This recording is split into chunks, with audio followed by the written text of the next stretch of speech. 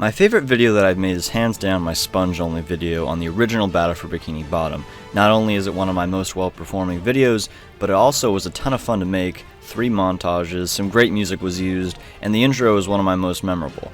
When doing a sponge-only challenge on the newly released Rehydrated remake, my goal was for this video to mirror the original, and while the way it's edited is more or less the same, the challenge is drastically different. When watching this video, you're going to see me descend as it goes on, and not in the way I did in the original video. While 17 hours seemed like a lot, throughout the time I was playing, I was learning new things and pushing the game to its true limits. But sponge only on Rehydrated felt a bit off, and you'll see what I mean. Without further ado, I present the Sponge Only Challenge, Rehydrated Edition.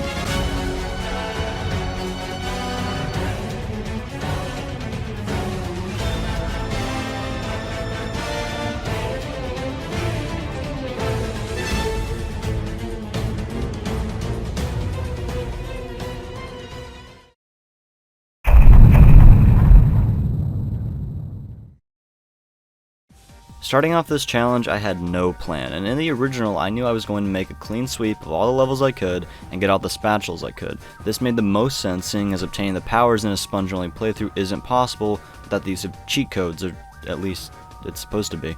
So hopping in, I immediately skipped the entirety of Area 1 by grabbing this ledge. I skipped a third of the game by grabbing this ledge. Okay. After finishing up the tree dome, which for some reason has this gigantic door that I never noticed, I dove into the Mermaid Lair, and as many of you may remember, I couldn't get very far into this level in the original Sponge Only challenge because you needed the Bubble Bowl power-up to get across this huge bridge. Though Rehydrated's methods are actually pretty cool, we jump off this bridge at a precise angle with very tight inputs, and we can actually get the checkpoint on the other side. Now this is cool, something that isn't in the original, and it's also a welcome addition to speedrunning tricks, seeing as this game is built from the ground up. Things like this are to be expected. What isn't to be expected, on the other hand, is going into the ballroom to be given the Bubble Bowl power-up. This is real. This is a real game in 2020. Yes, this is actually in the game. When you enter the ballroom, the game gives you the Bubble Bowl power-up that you are given when you defeat Robot Sandy. How? I don't know, and you're probably thinking, oh well, you must be on version 1.0 or something. No, I'm playing on the most recent patch the entire time. I made sure to do this so I wouldn't have access to the taxi warping glitch, where you can warp to wherever you want, including the final boss. But in all seriousness, this isn't that big of a deal. The devs don't intend for you to be here without defeating Robot Sandy, and I'm sure on anyone's casual playthrough this wouldn't be an issue at all. Though for Sponge Only, this makes a huge impact. Having the Bubble Bowl power-up gives us so many options in terms of spatulas, socks, and many glitches. Guys, look, who am I?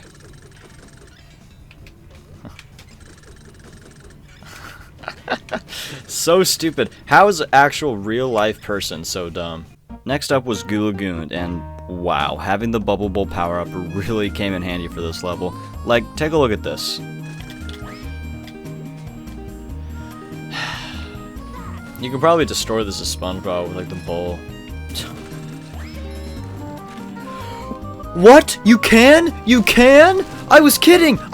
Though I will say, some of the platforming I did here was pretty cool. Climbing the tower bungee is a little different than the original, and getting the spatula under the pier has to be done in reverse to avoid the out of bounds detection.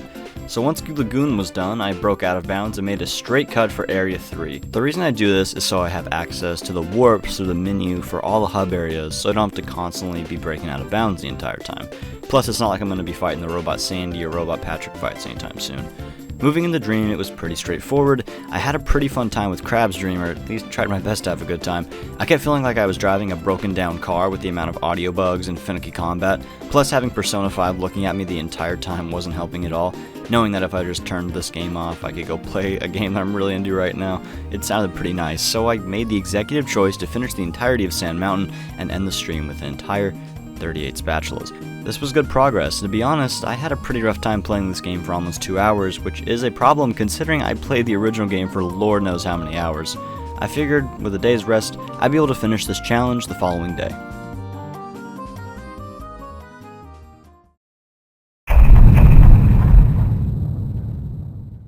Hey, Subway vlog, I really want to go home and finish that god-awful challenge. The thought of finishing that is I just want to finish that, because yesterday wasn't so fun. It wasn't so fun, honestly.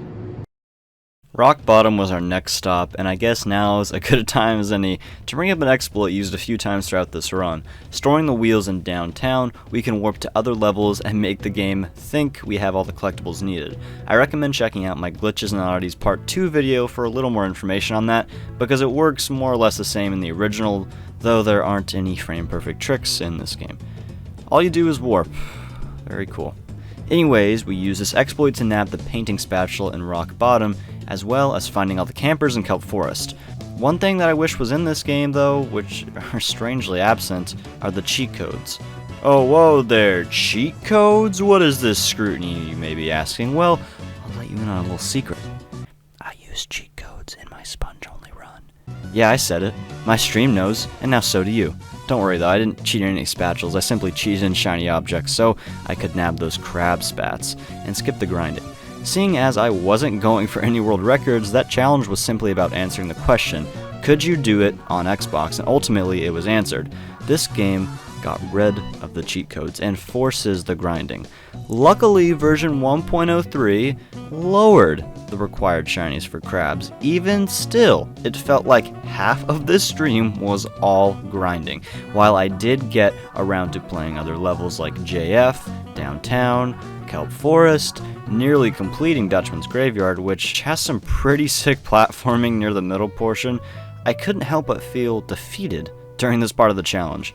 To make things worse, I kept trying to hit this button that lowers the goo in Dutchman's but couldn't seem to go far enough with the bubble bowl. This got me pretty heated because I tried this for a good 30 minutes with the same outcome. I stopped at 65 spatulas. That meant 10 more for the next time I tackled this challenge, but I was really running on fumes. Considering my motivation for the original challenge pushed well over 17 hours, I could barely last 4 for Rehydrated. Just goes to show how much of an impact the original had, polished, but just broken enough under the hood where we could exploit it and bend it to our will. This game just felt messy. The audio bugs were starting to get to me. I noticed each and every one, and all the little things kept adding up and up until I had no choice but to call it a day here.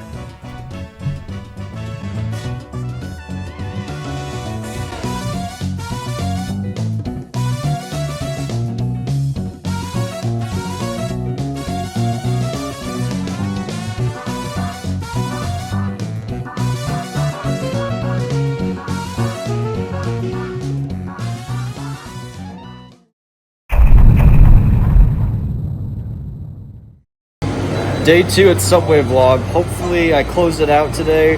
I'm getting pretty tired of this challenge. It's not as fun as the original, that's for sure. I brought a friend along with me, Agent Wombat, responsible for the most unique songs on the channel. Having someone to talk to helped during this, though.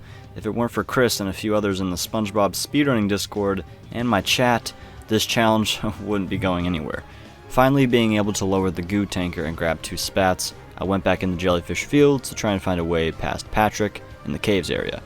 Using multiple out-of-bounds areas and even a very unique lag trick that boosts SpongeBob's height, I was able to climb to the top of the caves, which are 100% solid in this game, and after many attempts, finally was able to reach the end of the caves, and this opened up a bunch of spatulas, including Drain the Lake?